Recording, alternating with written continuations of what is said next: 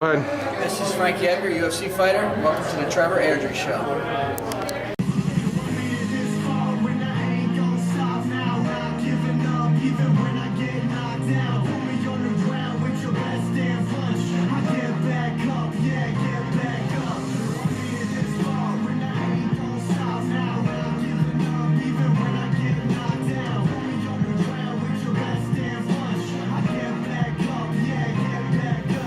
Welcome everybody to episode 14 of the Trevor Airdrie Show.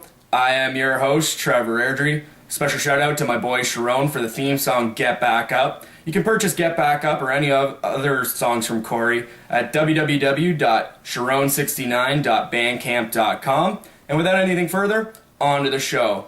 There is no recap this week, so we'll go right into rundown number one. It takes place tonight, UFC Fight Night 35. Main event, Luke Rockhold versus Costas Philippou.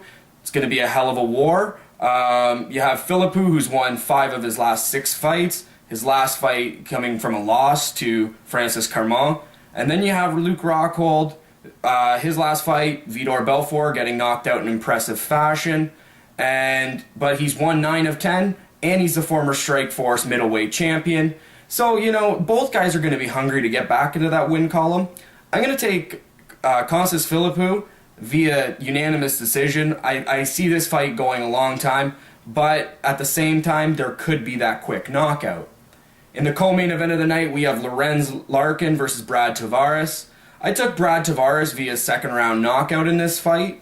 Tavares is just on a 4-fight winning streak. He's on a tear right now, and Larkin is coming in just fresh off a victory, but he did lose an impressive decision to Francis Carmon as well. And then before that, we have TJ Dillashaw and Mike Easton fighting. I'm calling this fight of the night right now. I don't see any other fight contending with it. Both of them are coming off of fight of the night performances with Dillashaw against Asuna Seau. That was a fight of the night. Controversial split decision there with the bad judging, but, I can't say enough about that right now. And then you have Mike Easton. He's off of 2 fights in a row. He's lost to Brad Pickett and to Asuna Seau as well, like TJ Dillashaw did in his last fight. But you know what? He's coming off of a fight of the night performance as well. So, it's going to be 2 guys going toe-to-toe. I'm going to take Dillashaw probably via second round submission. And then before that, we have John Moraga. He's coming right off of his title shot from Mighty Mouse. He's going up against Dustin Ortiz. Two little flyweights going at it. You have Moraga with, like I said, the submission loss to Mighty Mouse, but 7 wins in a row prior to that. And then we have Ortiz coming in on a 3-fight winning streak. It's going to be his precedent. If he can beat John Moraga, that'll bump him well into the top 10 in the UFC. But that being said, I'm going with John Moraga. I'm going to say first round knockout here. I don't see this fight. I see this fight going very similar to the Mighty Mouse Joseph Benavidez. Both guys are flyweights. Everybody says flyweights don't have power. I see John Moraga knocking Ortiz out tonight. And then we have Derek Brunson against Yoel Romero. I took Brunson in this fight. Both guys are coming off of wins.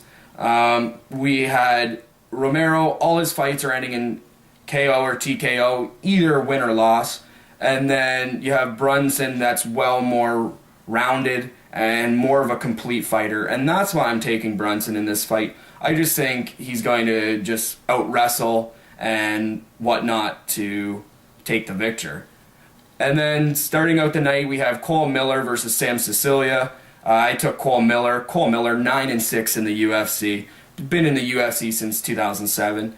Sicilia, relatively new to the UFC. He's been there since 2012. 2-2 in his time in the octagon.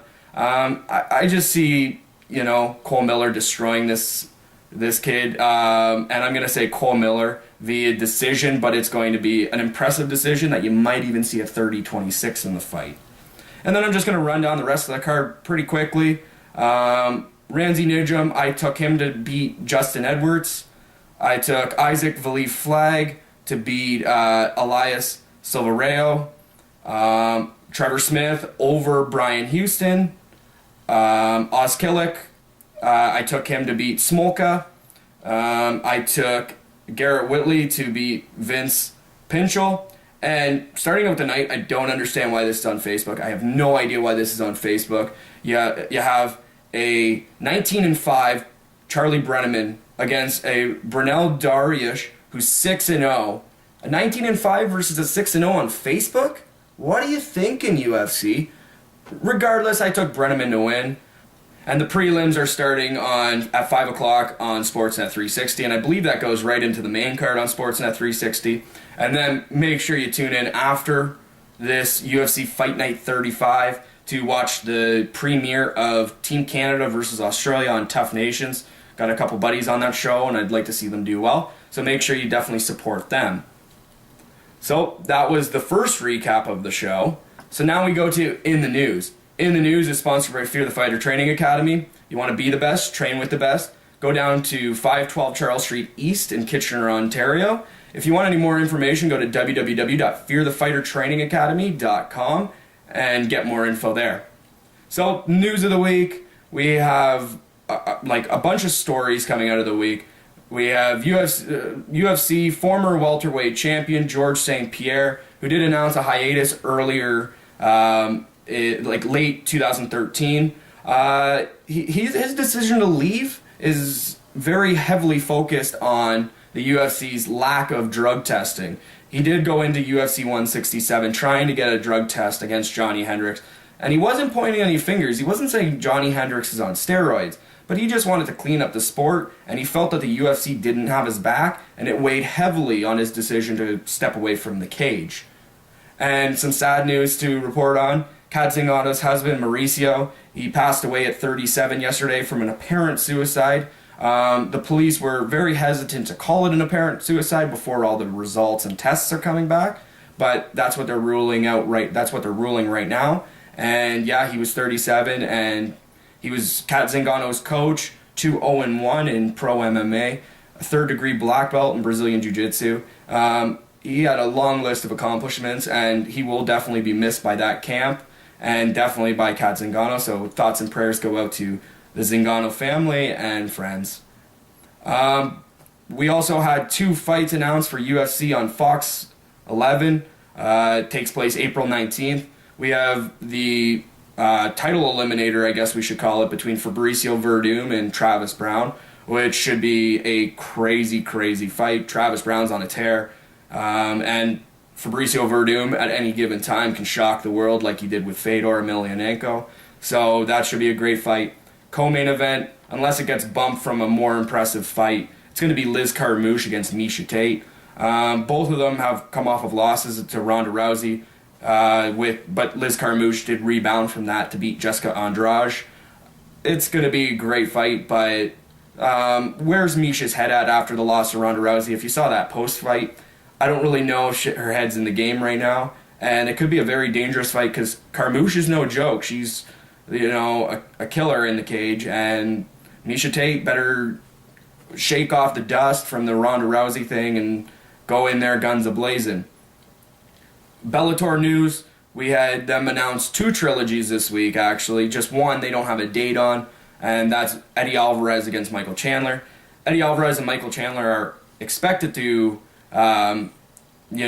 headline Bellator's first pay-per-view. They weren't good enough the first time, so I don't understand why Bellator thinks that they're good enough the second time. But that's the announcement. Michael Chandler, Eddie Alvarez in that rubber match. And then another rubber match that does have a date, Daniel Strauss versus Pat Curran. That trilogy headlines Bellator 112, and that will take place March 14th for the featherweight title. Exciting news for Canadian MMA. World Series of Fighting Canada. They signed Ryan Ford, they've signed Ryan Dixon, they've signed Chris Hordesky. Now they add a guy from TUF 18. They added Josh Hill, who is going to fight Curtis Brigham in April. They haven't announced a confirmed date, but they do say in April. And he will be fighting for the World Series of Fighting Canada bantamweight title. So congratulations to Josh Hill. I actually got to see him a couple times fight in Hamilton. Great guy, and I wish him nothing but the best. As well, Anderson Silva, he has no intentions of retiring. He's tweeted it out. There's pictures of him online with Dana and the Fertittas all smiling. He's already told Dana he wants another fight. He's going to be walking without crutches in 30 days. 30 days after that crazy broken leg. It must be nice to have the top doctors in the world because, an injury like that, I thought it was one, career ending, and two, it was going to be at least a year of healing time. But it remains to be seen is when he comes back, will he throw that leg kick? I would assume so, but you never know what the head games play when you get into the cage. Also, Nate Diaz, the Diaz brothers are always causing trouble. They had Nate Diaz refuting that Dana White said that he turned down a fight with Khabib Nurmagomedov. He said, you know what, I'll fight Khabib, I'll fight anybody except for Gilbert for obvious reasons, they're training partners. But he said, you're full of, the Diaz language, I'm not going to get into that. But yeah, Nate Diaz, Dana White at it again. Nick Diaz, he's probably out there doing whatever he's doing, refusing fights left, right, and center, saying he's retired but wants a big money fight. When he gets offered a big money fight, he doesn't want it. So, kudos to the Diaz brothers for speaking their minds, but, enough is enough. As well, we have Antonio Bigfoot Silva is currently suspended for 9 months. Might as well take advantage of that 9 months, went in for shoulder surgery. So, he's going to be healing most of that 9 months, and he's not going to really miss any paychecks because he probably would have missed that 9 months with the shoulder surgery anyways. So why not do it when you're suspended? As well, what shocked me probably most this week, Nevada State Athletic Commissioner Keith Kaiser, he has announced his resignation effective January, I believe, 27th. That's a big hit for the state of Nevada. Like, Keith Kaiser's been there for a long time, and I believe he's definitely going to be missed. He's one of the best commissioners that, I've heard, talk to and stuff like that. And then, Keith Kaiser's one of those guys that I think it's going to be a big hit for the Nevada State Athletic Commission and for mixed martial arts in Las Vegas itself. There are still some guys in athletic commissions that don't really like MMA, and Keith Kaiser was one of those guys that really helped the growth of MMA. So, we also have John Jones, Glover Teixeira. It's moved for the fourth time. It was supposed to headline UFC 169. It was supposed to headline UFC 170, 171. Well, now it's on UFC 172. John Jones versus Glover Teixeira will take place in Baltimore, which is pretty cool because the UFC is probably going to use it as a crossover appeal with the NFL, being that John Jones, his brother, Arthur, plays for the Baltimore Ravens, who are the current Super Bowl champions as of, they won't be the Super Bowl champions as of the time they fight, but currently, when the fight has been announced, he is still a reigning Super Bowl champion. And then, Royce Gracie, great news for MMA. Great news. Never thought it was going to ever happen. Royce Gracie named one of Sports Illustrated's 50th greatest athletes of all time. How far the growth of MMA has come from, it being called, human cockfighting to this, that, and the other. Great news that Royce Gracie was included in this list. He deserves, in my mind, to be a lot higher, but ranking 44th out of 50 greatest athletes of all time when, look at how many sports there are, look at how many people have come and gone. And I believe number one on the list was Michael Jordan, which, I guess if you're a basketball fan, you can't really argue with that fact. And then last bit of news of the week, I really wasn't going to touch on it, but it is considered news. Matt Brown in a lot of trouble with the UFC right now regarding something he said on his first ever podcast. And you know what? Granted, I give him a lot of credit because without this comment, nobody would have been talking about Matt Brown's podcast. Like, Matt Brown is a contender in the welterweight division, but what's he really done? He hasn't been champion in the UFC. He's a great fighter, don't get me wrong, but to say a comment like this, and I will say the comment, but to say a comment like this is completely disrespectful, completely illogical, and completely asinine. Like, it's retarded to even say this comment, but the comment was along the lines of, if I'm going to pay $60 to see women fight in the UFC, they better be topless. And he followed it up by a few remarks after the fact that said women fighting is like is like watching the Kardashian show or something like that. People just flock to it. It's just ridiculous. Women fights, you know what, Matt Brown? One of your fights from last year, put it up against like a Ronda, Miesha Tate, Kat Zingano, Miesha Tate, Liz Carmouche, Ronda Rousey. The list goes on and on. You can put your fight up against any of the Invicta fights, and I think I'm gonna take one of those fights because I remember Miesha Tate, Ronda Rousey too. I remember Kat Zingano, Miesha Tate. I remember Rose Namajuana's 12-second flying armbar, but I don't quite remember most of your fights from last year. So before you open your mouth, maybe you should put on some more impressive type of fights. But that's just my opinion, and feel free to weigh in on that. I definitely don't mind. Coming up next, Outside the Cage. Outside the Cage is sponsored by Inner Circle Agency. If you haven't checked out the work that JT and Paul Bernier do, it's incredible. They've brought the who's who of MMA, from older fighters to the new school, everybody from Tito, Frankie Edgar, Christine Cyborg Santos. The list goes on and on. Well, March 7th and 8th, they are bringing the legend Ken Shamrock to, he's going to be in Kitchener. He's going to be in a few other places in the Toronto area. So, obviously, with the Inner Circle lead in there, the topic of Outside the Cage today is UFC Hall of Famer Ken Shamrock coming to Kitchener, Ontario. He's going to be at Fear the Fighter Training Academy, located at 512 Charles Street East in Kitchener, Ontario. He's going to be teaching a leg lock seminar from 7 to 9, and it's going to be followed by a meet and greet.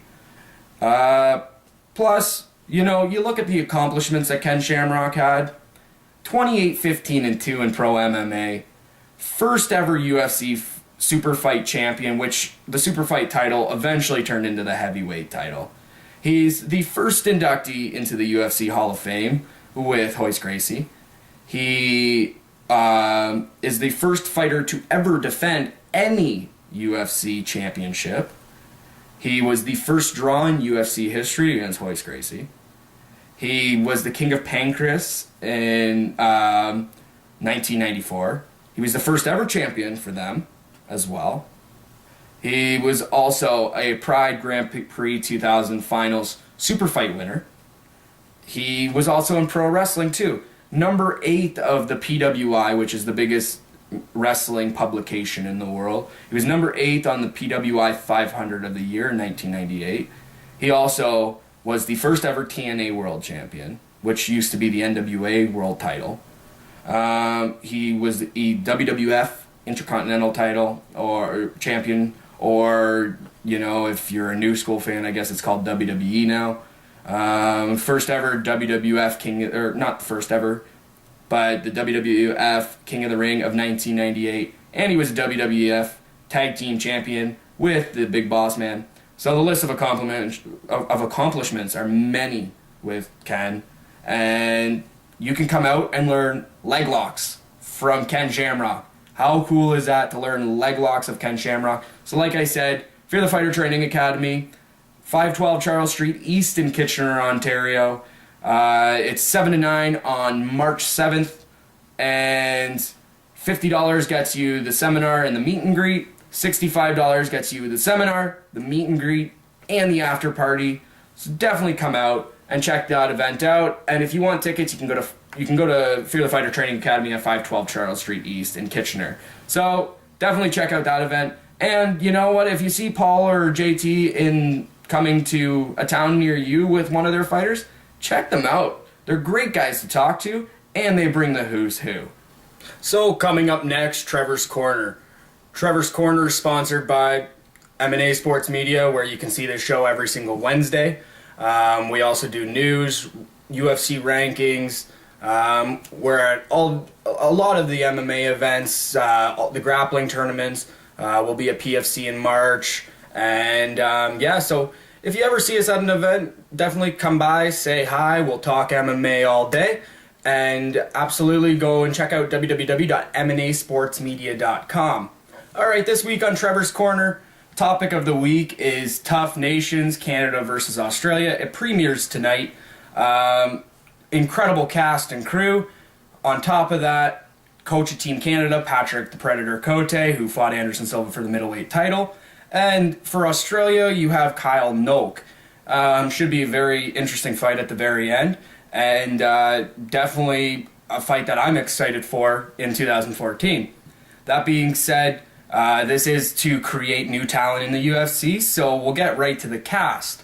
The cast for Team Canada, it's both welterweights and middleweights, but in the welterweight division, we have Olivier Aubin-Mercier, Matthew Desrochers, Raging Cajun Johnson, and Chad the Disciple Lepre out of London. And, you know, Chad's a good friend of mine, and I hope he does really well in this upcoming season.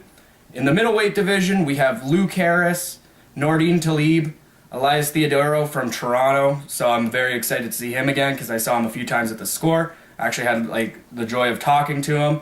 And Sheldon Westcott. For Team Australia, we have Chris Ildrich, Jake Matthews, Brandon O'Reilly, and Richard Walsh in the welterweights. And in the middleweights, we have Vic Grujic, Daniel Kelly, Tyler Manruwara, and Zine Saliba. So it's a very unique dynamic with, you know, not having to fight to get your way into the house.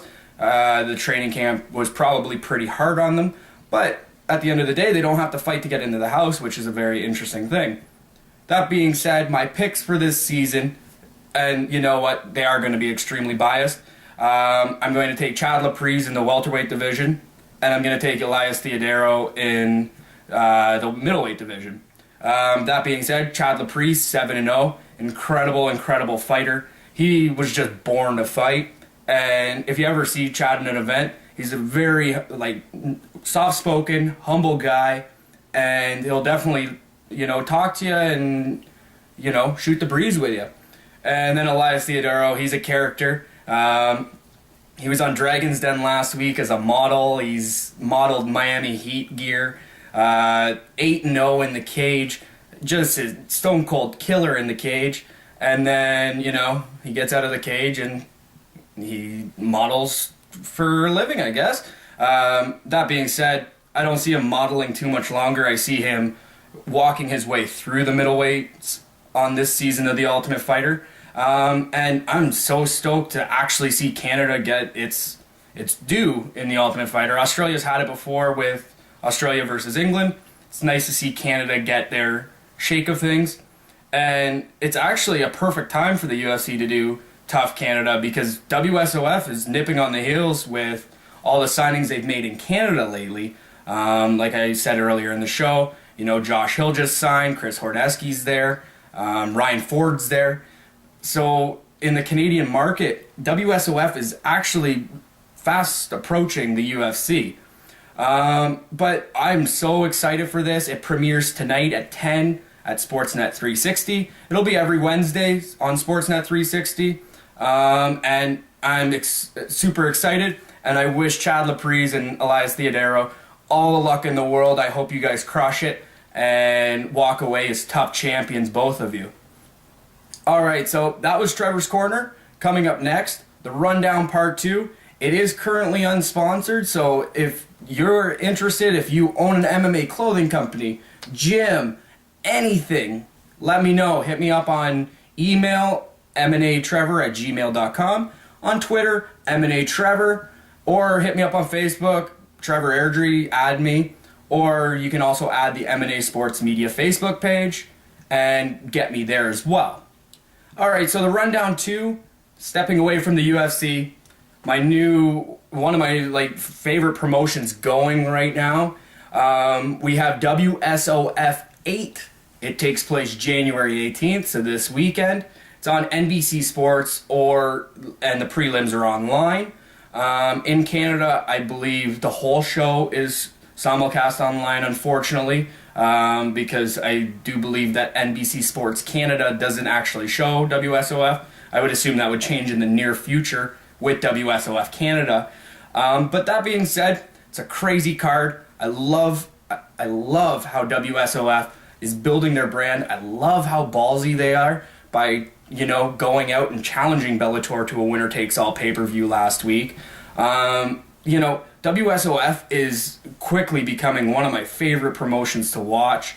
They're pretty new, but they aren't just making big signings. They're also making smart signings, like, signing guys like John Fitch, who was a top 10 welterweight in the UFC. Signing guys like Rusmar Pilares, who, although he's a little bit controversial, he's one of the top middleweights in the world. Guys like Andrei Arlovsky, former UFC champion, and has fought the who's who of MMA. These guys, and then it's just a crazy promotion. And then you have guys like Chris Hordeski, who's going to tear it up over there. Josh Hill, he's going to be a WSOF Canadian champion come April. Ryan Ford, he's an incredible athlete. I love this promotion. I love what they're doing. And WSOF has really grown on my scale. And they come out, and I'm excited to watch them. The UFC, they just throw everything at you week after week after. WSOF is just creating this, such a great promotion that they could eventually go head-to-head with the UFC, and I see it coming sooner than later.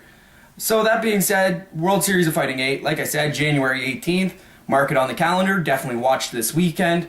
2 title fights on the card, which is absolutely incredible. We have a WSOF lightweight championship between Justin Gaethje and Rich Petishnock. This is actually Justin Gaethje's third opponent. Petishnock was supposed to be the first fight on the main card, but he got bumped up after 2 guys dropped out. So Justin Gaethje 10-0 in the cage, incredible lightweight. And then you have Petishnock, which is 6-1. Not as impressive of a record, but just as deadly in the cage. I'm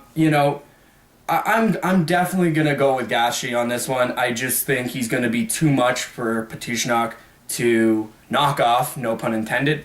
But yeah, absolutely, I'm gonna go with Gaethje. I'm gonna go probably a first round KO. I don't see this fight lasting too long, just because I don't believe Petishnock is ready to fight a guy like Justin Gaethje. And then co-main event, Anthony Rumble Johnson versus Mike Kyle. Rumble Johnson, he had his weight issues in the past, but now he's fighting at heavyweight. When he was fighting in the UFC, he was missing weight at welterweight. He was missing weight at middleweight, light heavyweight. Now he's heavyweight. If he misses weight at heavyweight, maybe he should hang up the gloves. I don't see this happening this week. He's going to be fighting Mike Kyle, 20-10-1. And Rumble Johnson beat Arlovsky in his last fight. And Mike Kyle lost to Arlovsky in his last fight. This fight has been trying to be put on 3 straight WSOF cards. And, I just see Rumble Johnson taking this. I'm going to say probably a very, second round KO, probably a devastating punch. Rumble Johnson is known for those heavy hands, and I think he's going to land one right on the jaw and just take him out. All right, and then before that, we have a WSOF. They're going to crown their first ever female strawweight champion, and this is a no-brainer. It's going to be Jessica Aguilar, who's the #1 strawweight in the world. Unfortunately, she signed with WSOF right before the UFC brought in the division, but Aguilar is a stone-cold killer in the strawweight division. She goes up against Alida Gray, who is 4-0, but, there's not a whole lot of footage of her out there, so she might be really, really good. It's just, I haven't been able to see it. Jessica Aguilar has beat 7 in a row. She has beaten the favorite on TUF 20, Carla Esparza, who's currently the Invicta strawweight champion and is going to be a part of that, the Ultimate Fighter Season 20. And the odds are in favor of Aguilar by 11-1. I'm not sure what they're going to close at, but 11-1, it's almost like WSOF is building up Aguilar, and they don't need to. Like, at 15-4, that's an impressive record for women's MMA, because it just hasn't been around as long as male MMA, but at 15-4, she has one of the best records on the card. Aguilar, I see this being a very quick fight. First, second round, armbar, triangle choke. I see some sort of submission going on, and I think Aguilar is going to be the first ever WSOF strawweight champion. Also on the card, we have Cody Bollinger versus Tyson Nam. Last fight for Nam was a KO, and he lost in his last fight. Submission win for Bollinger. I think this is going to be a really close fight. I'm going to give it to Bollinger in a decision, because I believe that these two guys have what it takes to be fight of the night material. And then starting off the main card, we have Luis Palomino against Jorge Patino. I'm going to go with Patino.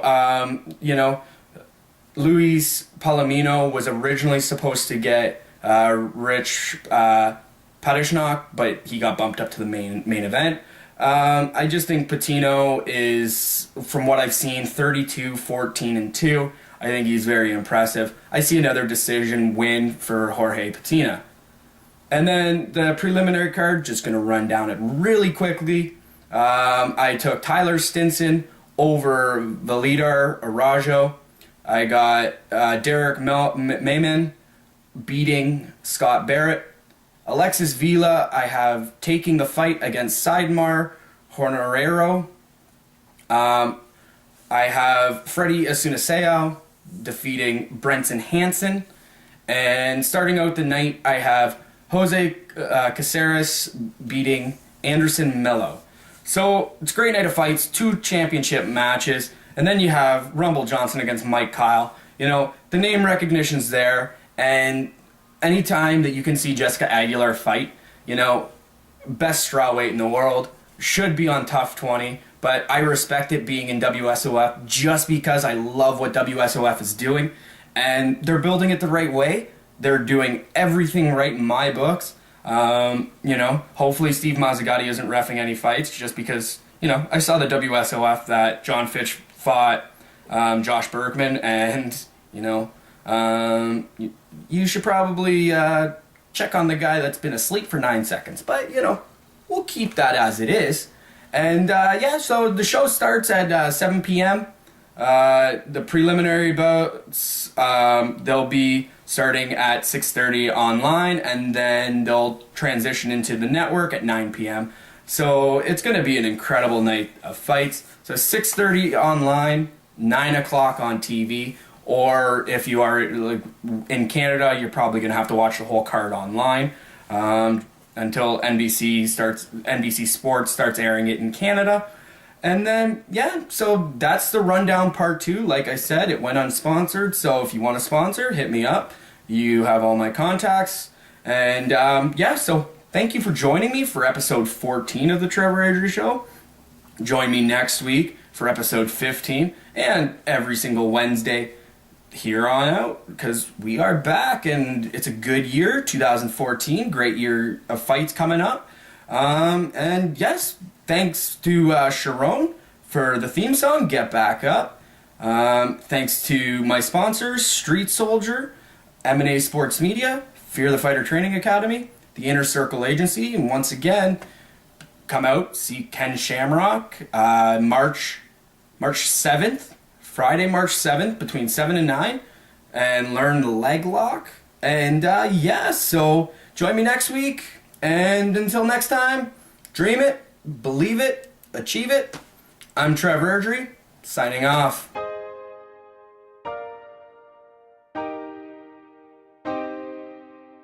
Yo, allow me to introduce myself. It's Charron. Shadows J. Grant for the beat. Shadows King of the Dot, CP. The chemist, Swisher T. Alright, listen. Yo, I'm trying to make it big, got love for your Ottawa. Hard to chase dreams when you're stuck with insomnia. Power hungry and I'm trying to feed this fascination. Imagination growing rapid like a palpitation. Showing you the agitation, growing into saturation. You're the pull of gravitation to my goals and aspirations. Y'all are tripping like a travel agent, while the kids making moves just like emancipation. Made it this far and I ain't gon' stop now. Not giving up even when I get knocked down. Put me on the ground with your best damn punch. I get back up, yeah, get back up. Yo, I made it this far and I ain't gon' stop now. Not giving up even when I get knocked down. Put me on the ground with your best damn punch. I get back up, yeah, get back up. I'm getting so much closer, but y'all never see